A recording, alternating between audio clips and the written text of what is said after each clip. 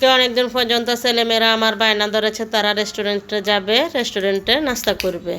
তো আমি হচ্ছে জাত ফকির, আমি তাদেরকে কিভাবে রেস্টুরেন্টে যাব, আর রেস্টুরেন্টে গেলে আমার অনেক টাকা লস হয়ে যাবে। তো আজকে যে বলা সেই কাজ, আমি এখন তাদের জন্য রেস্টুরেন্টের মতো নাস্তা তৈরি করব। তো আসসালামু আলাইকুম এভরিওয়ান, সবাই কেমন আছেন? আলহামদুলিল্লাহ সবাই ভালো আছেন, সে সাথে আমি অনেক ভালো আছি। আজকে আপনাদের সাথে নতুন একটি রেসিপি শেয়ার করব।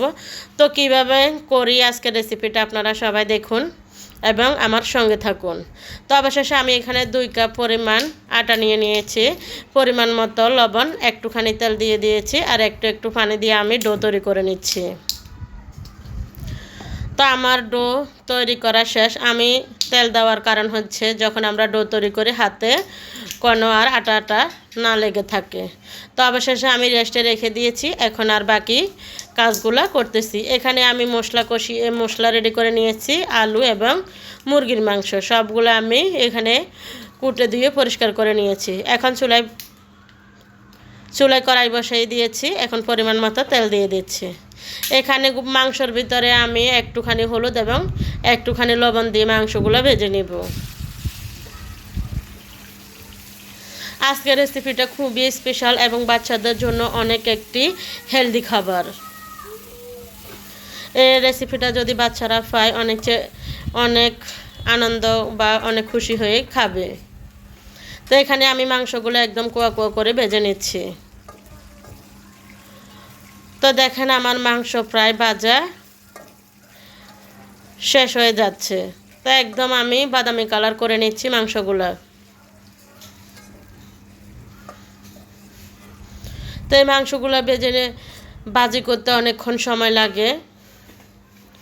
তা আমি ধৈর্য সহকারে মাংসগুলো এখন ফাইনালি ভেজে নিয়েছি, এখন তুলে নিচ্ছি।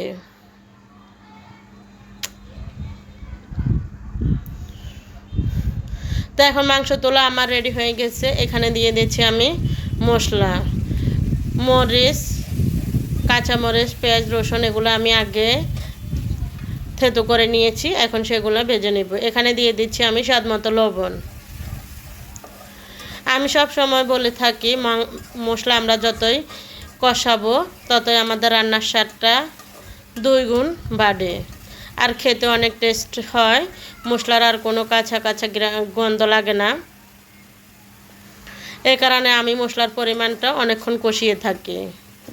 তো এখানে একটু পানি দিয়ে দিচ্ছি, পানি দিয়ে আমি এখন পরিমাণ মতো হলুদ এবং মশলা দিয়ে দিচ্ছি। আমি কিন্তু মশলা তৈরি করার সময় আমি আমার ঘরে তৈরি করে থাকি এবং হলুদ মরিচ সব কিছু আমি ঘর থেকে তৈরি করি। তাই আমি অন্য এলাচিগুলো শুধু মুরগির মাংস রান্না করতে এবং গরুর মাংস রান্না করতে গোটা দিয়ে থাকি। সেগুলো এমনি মশলা যখন রেডি করি তখনই একসাথে দিয়ে আমি রেডি করি। তো এখন আমি সেই সাথে আলুগুলো ঢেলে দিচ্ছি। আমার মশলা কষানো শেষ। এখানে আমি মুরগির মাংসগুলো ঢেলে দিয়েছি।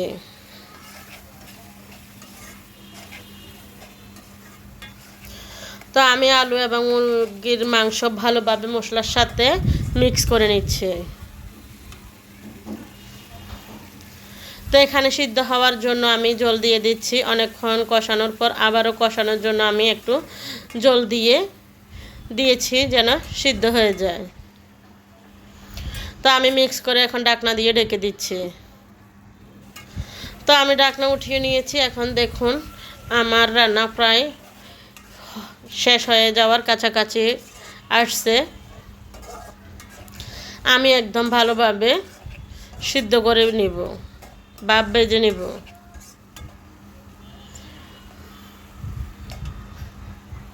তো দেখেন এইভাবে আমার রান্না প্রায় শেষ। এখন আমি কাঁচা ধনিয়া পাতা দিয়ে দিচ্ছি।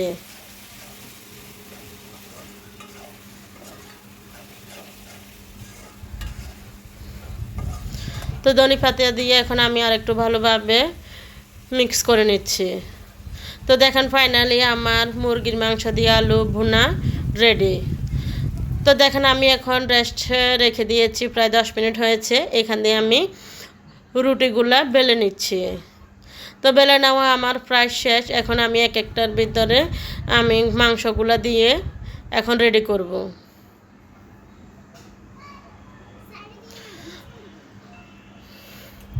আমি 2 কাপ আটার মধ্যে 8টা পুরি বানিয়ে নিচ্ছি। তো দেখেন আমি এখন গোল করে নিয়ে এখন আমি বেলতেছি। তো কিন্তু আমার বেলার এভাবে কারণ হচ্ছে আমি এক হাতে ভিডিও নিচ্ছি আর এক হাত দিয়ে বেলতেছি। তো দেখেন ফাইনালি আমার এক একটা করে সম্পূর্ণ পুরি বেলা শেষ হয়েছে। এটা যেহেতু ছোট ছোট তাই এটা পুরির মতো দেখা যাবে। তো এখানে আমি আমার পুরি বেলা শেষ। আমি এখন চুলায় পাইপিং বসিয়ে দিয়ে পরিমাণ মতো তেল ঢেলে দিচ্ছি। আসলে কিন্তু তেলের পরিমাণটা একটু বেশি লাগবে, ডুবা তেলে ভেজে নিতে হবে। বন্ধুরা কি আর বলবো, একটু আগে নাস্তাটা করে নিয়েছি, এখন আপনাদের সাথে শেয়ার করতেছি। এত মজা হয়েছে কি আর বলবো। তো দেখেন আস্তে আস্তে এটা ফুলকো হচ্ছে, বেশি আবার ফুলকো হবে না, হালকা ফুলকো হবে।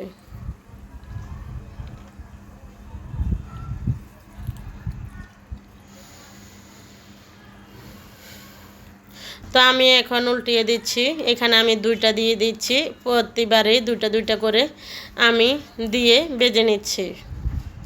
তো কালারটা দেখুন খুব সুন্দর দেখা যাচ্ছে।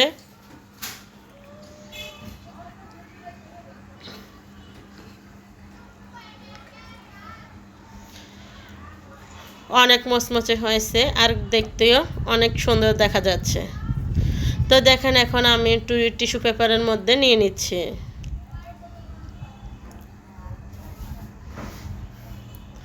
তো অবশেষে আমার সম্পূর্ণ পুরিগুলো রেডি। আজকে অসাধারণ একটি রেসিপি আপনাদের সাথে শেয়ার করতেছি। তো এখানে সস আর শসা সবগুলো রেডি করে নিয়েছি। দেখেন বাচ্চারা যদি এই রেসিপিটা যদি রেস্টুরেন্টে খেতে যেত, আমার অনেক টাকা বিল চলে আসতো।